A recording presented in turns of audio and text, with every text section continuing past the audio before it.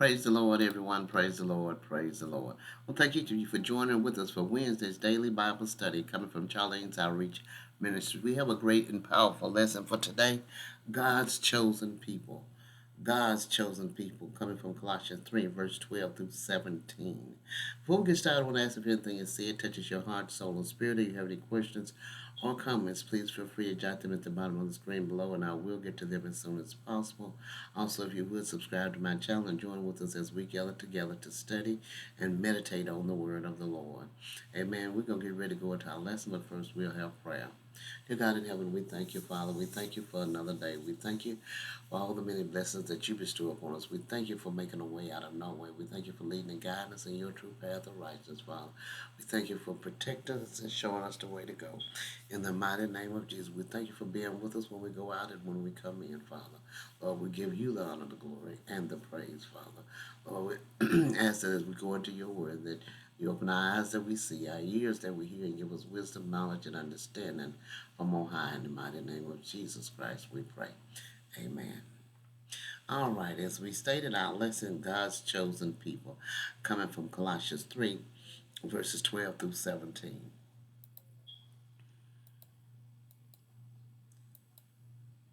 All right, scripture lesson text read, Put on therefore as the elect of God, holy and beloved, bowels of mercy, kindness, humbleness of mind, meekness, long-suffering, forbearing one another and forgiving one another. If any man have a quarrel against any, even as Christ forgave you, so also do you. And above all these things, put on charity, which is the bond of perfectness. And let the peace of God rule in your hearts, to the which also you are called in one body, and be ye thankful. Let the word of Christ dwell in you richly, in all wisdom, teaching and admonishing one another in psalms and hymns and spiritual songs, singing with grace in your hearts to the Lord. And whatsoever you do in word or deed, do all in the name of the Lord Jesus, giving thanks to God and the Father by him. Amen. Powerful lesson, God's chosen people. As we look at this lesson, verse 12 and 13 says, But put on therefore as the elect of God, holy and beloved, bowels of mercy, kindness, humbleness of minds, meekness, long-suffering, forbearing one another, and forgiving one another. If any man have a quarrel against any, even as Christ forgave you, so also do you. As Paul described the Christian graces which we are to put on as a garment, tender mercy speaks of a heart of compassion.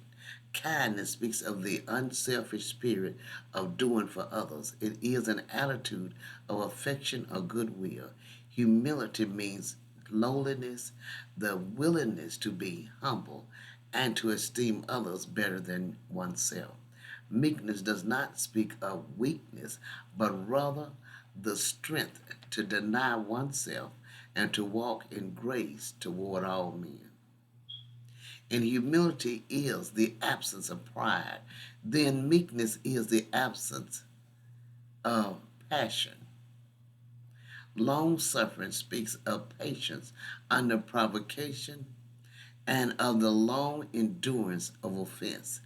It combines joy and a kind attitude toward others along with perseverance in suffering. Bearing with one another describes the practice we should have with the failing and odd ways of our brethren. In living with others, it is inevitable that we will find out their failures. In it often takes the grace of God for us to put up with the idiosyncrasies of others, as it must for them to put up with ours. But we must bear with one another, forgiving one another. If anyone has a complaint against another, there are few disputes among the people of God which could not be solved quickly if these injections were heeded. Forgiveness should be exercised toward others when they have offended. We often hear the complaint, but he was the one who offended me. That is exactly the type of situation in which we are called upon to forgive. If the other person had not offended us, there would have been no need for forgiveness.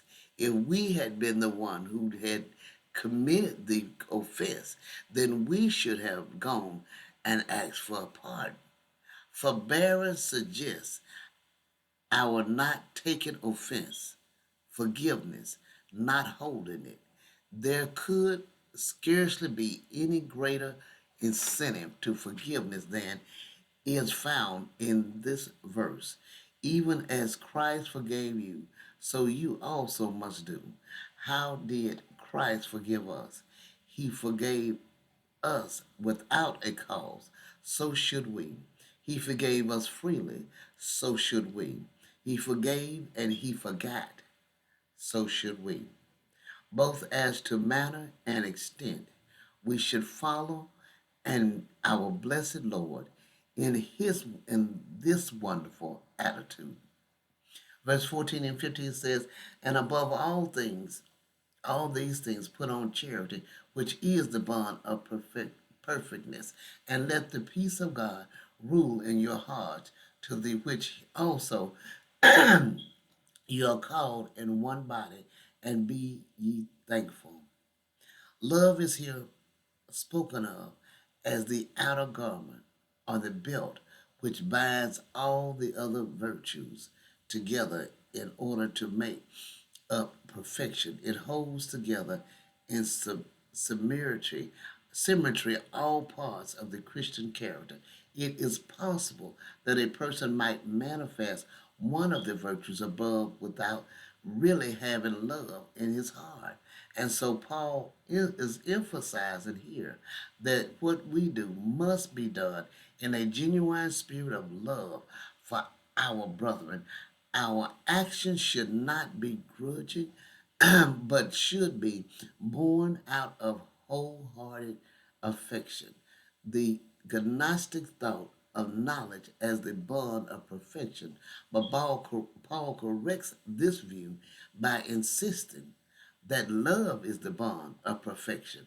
The peace of God should act as an umpire in our hearts. If in anything we are in doubt, we should ask ourselves the question: does it make for peace, or would I have peace in my heart if I went ahead and did it? This verse is especially helpful when seeking guidance from the Lord. If the Lord really wants you to embark upon a certain course of action, He will most assuredly give you peace about it. If you do not have that peace, then you should not proceed. As has been said, darkness about going is light about staying. God's intention is that we should gather together in local churches, although living with other Christians may try our patience at times, yet God in this way can develop virtues in the Christian's life, which he could not produce in any other manner. So we should not shrink our responsibilities in the local church, nor give them up when we are annoyed or provoked. Rather, we should seek to live compatibly with our fellow believers and help them in all we do and say, and be thankful. This refrain is repeated over and over again in Paul's writing. There must have been a good reason. The Spirit of God must consider a thankful spirit very important, and we believe that it is important not only for a person's spiritual life, but for for his physical life welfare as well. Doctors have found out what the scripture have taught through the years for centuries, that a cheerful, thankful attitude of mind is beneficial for the body, and that worry, depression, and complaining spirit are definitely harmful to one's health.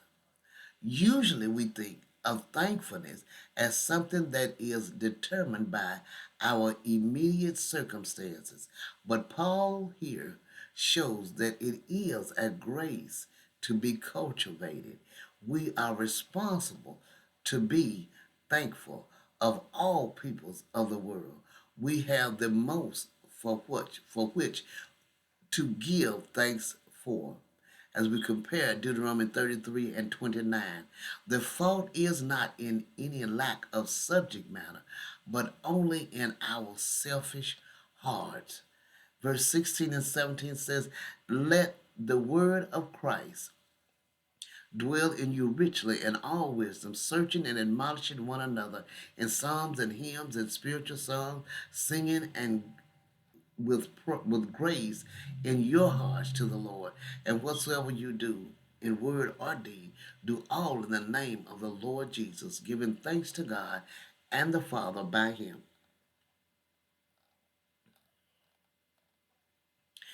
There are thus three sections to the verse.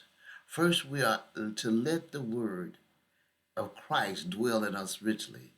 The word of Christ refers to the teachings of Christ as found in the Bible. As we saturate our hearts and minds with his holy word and seek to walk in obedience to it, then the word of Christ is really at home in our hearts.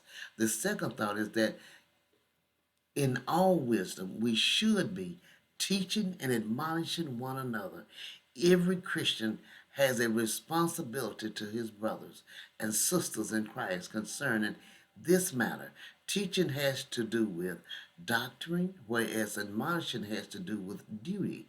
We owe it to our brethren to share our knowledge of the scripture with them and to seek to help by practical and godly counsel. When teaching and admonishing are given in wisdom, they are more likely to find acceptance than when we speak with force but wisely or without love. The third thing is that with psalms and hymns and spiritual songs, we should sing with grace in our hearts to the Lord. Psalms describe those inspired utterances which are found in the book by that name, which were sung as part of Israel's worship. Hymns, on the other hand, are generally understood as songs of worship and praise addressed to God the Father or to the Lord Jesus Christ. Amen. This is a powerful and wonderful lesson. I pray you meditate on this lesson and have a wonderful and blessed day.